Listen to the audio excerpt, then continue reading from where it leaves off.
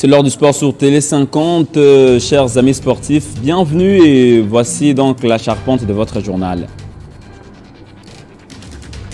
C'est pour remettre les choses sur le rail que la FIFA a mis sur pied un comité de normalisation à la Fédération congolaise de football association. Ce comité a pour but principal d'organiser les élections crédibles et transparentes. Il sera piloté par les personnes qui seront désignées par la CAF et la FIFA l'un de ces 4 matins.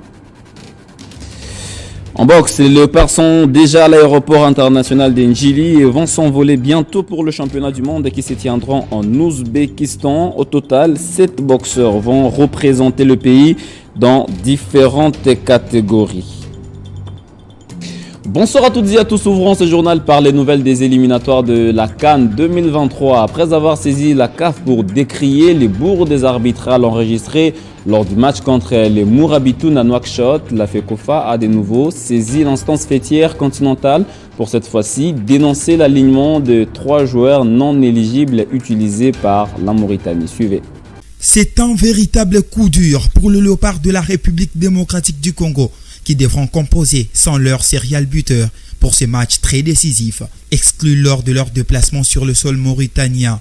En match des éliminatoires de la Coupe d'Afrique des Nations Côte d'Ivoire 2023, l'attaquant de l'Olympiakos ne sera pas de la partie. Pour cause, le recours de la Fédération congolaise de football association sur la levée de son carton rouge a été rejeté par la commission des arbitres de la CAF. Auteur de 2 buts lors de la double confrontation face aux Mauritaniens, cet attaquant vedette du Léopard de la République démocratique du Congo devra signer son retour face au Soudan au stade de Martyrs de la Pentecôte en match de la 6e et dernière journée de ces éliminatoires. Après son échec sur ce dossier, la FECOFA s'attaque désormais sur une nouvelle affaire bien plus importante que celle-là. L'instance fêtière de football congolais aurait cette fois-ci porté plainte contre la sélection mauritanienne qu'elle accuse d'avoir aligné 3 joueurs douteux. À en croire plusieurs révélations, un de ces joueurs est un Sénégalais ayant disputé le dernier championnat d'Afrique des Nations et 2 Guinéens ayant joué dans les sélections d'âge de la France. La procédure de leur éligibilité a été non respectée. Cette affaire prend désormais une nouvelle allure et s'annonce loin d'être terminée. Venons-en à ce sujet qui défraie la chronique depuis plusieurs semaines, en fait on va dire depuis plusieurs jours maintenant. La CAF et la FIFA annonçaient bien sûr un comité de normalisation à la tête de la Fédération congolaise de football association. C'est pour bien évidemment remettre les choses sur le rail. Et ce comité a été installé officiellement hier au cours d'un point de presse organisé à l'hôtel Pullman, bien évidemment par le secrétaire général de la CAF, Véran Mosengo. Au cours de ces points de presse organisés à Kinshasa, la Fédération internationale de football association a peint un tableau sombre du football congolais avec notamment l'arrêt du championnat national, abus sexuels sur mineurs et le crash raté par les Léopards U23 lors du voyage pour l'Algérie. Des falsifications de documents administratifs, des allégations persistantes d'abus sexuels. On a tous suivi l'actualité sur les réseaux sociaux avec des accusations quand même assez graves.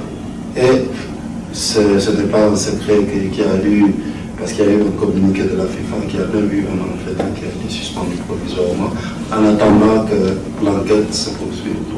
La FIFA ou la CAF ne veut régler des comptes à personne. Le comité de normalisation aura pour but principal d'organiser de bonnes élections à la tête de la FECOFA, explique Véran Mosengo. Rien n'est au-dessus de l'intérêt du football africain et congolais. Rien. On peut être amis, frères, mères, on ne touche pas à l'intérêt du football. Nous-mêmes, notre amitié ne pourrait pas m'empêcher d'appliquer la loi. Je n'ai des règles à régler à personne. Pour quelle raison? Il y a eu des décisions, pour certaines, la décision qui a été prise dans des instances qui ne fait même pas partie. La FIFA tient à préciser qu'aucun membre du comité de normalisation ne sera éligible pour le poste à pourvoir lors des élections à venir au sein de la FECOFA. Le mandat de ces derniers court jusqu'au 30 novembre de l'année en cours. Parlons football loin du pays et du continent. Manchester City reçoit tout à l'heure Arsenal sur la note de 3 buts à 1. En Liga, le Barça pourra encore creuser l'écart ce soir et se consolider bien évidemment en première position. En cas d'une victoire face au Rayo Vallecano, le Blaugrana reste sur une bonne dynamique. Après avoir remporté leur duel du week-end, c'était bien sûr face aux Colchoneros de l'Atlético Madrid. Hier, le Real Madrid a été surpris par Girone, une défaite qui a définitivement éloigné le merengue du titre. Taz Russell. Parlons du Noblard à présent. Les Léopards de la RDC s'envolent ce soir pour l'Ouzbékistan où ils prendront part au championnat du monde du 30 avril au 14 mai prochain. Les pugilistes congolais ont pris suffisamment du temps pour préparer cette compétition. On revient sur leur préparation bien sûr à Kinshasa. 7 boxeurs au total vont représenter la RDC à ces championnats du monde. Après plusieurs semaines de préparation, le pugiliste congolais vont s'envoler pour l'Ouzbékistan ce soir. Chama David sera aligné dans la catégorie moyen, William Mukewa dans la catégorie lourd, Steve Kulenguluka va combattre dans la catégorie super Walter, Pita Kabeji sera aligné dans la catégorie mi-lourd, Fiston Baya dans la catégorie mi-Walter et Maroy Sadik dans la catégorie super lourd. Nazo la super lourd pour le championnat du monde. Nazo sengaka bana Congo, toka ko salibe ebende l'été. Tosa la honneur ya Congo na biso pe honneur na province na ngana vanda na Congo central. On va préparation zoleka bien. Le président de la Fédération congolaise de boxe, Ferdinand Ilunga Luyoyo, a dopé le moral des boxeurs congolais avant le début de la compétition. Comme vous le savez, nous sommes au dernier virage, c'est-à-dire dans le mercredi, les boxeurs doivent se déplacer pour l'Ouzbékistan. Ce qui est normal que je puisse m'entretenir avec le Léopard. J'espère avoir au moins 4 médailles, 5 médailles, là où ils sont en train de partir. Ce qui est normal que je puisse m'entretenir avec eux, les encourager parce que c'est un jour avant leur départ. Mon remerciement au président de la République, mon remerciement au ministre Kabulo, Mona Kabulo, pour son implication pour le championnat du monde et le championnat d'Afrique, dames et messieurs. À tous les sportifs congolais, les amoureux de la boxe, de soutenir les léopards boxe.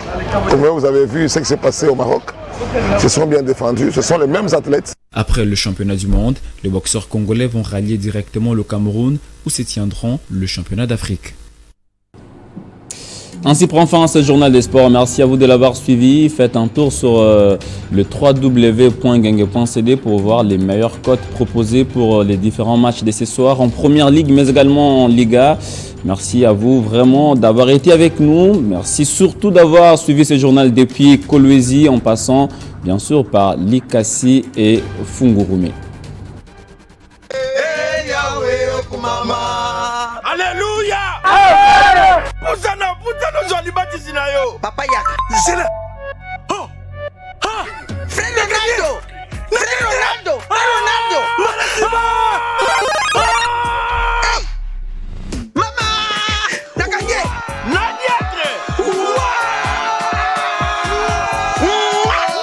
Merci maman!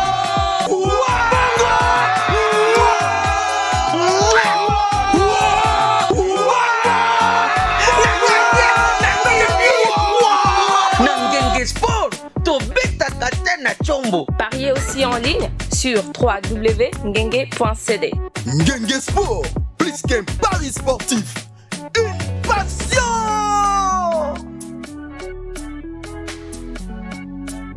Ma, betelanga ba match oyo. Nzoba mutu azate.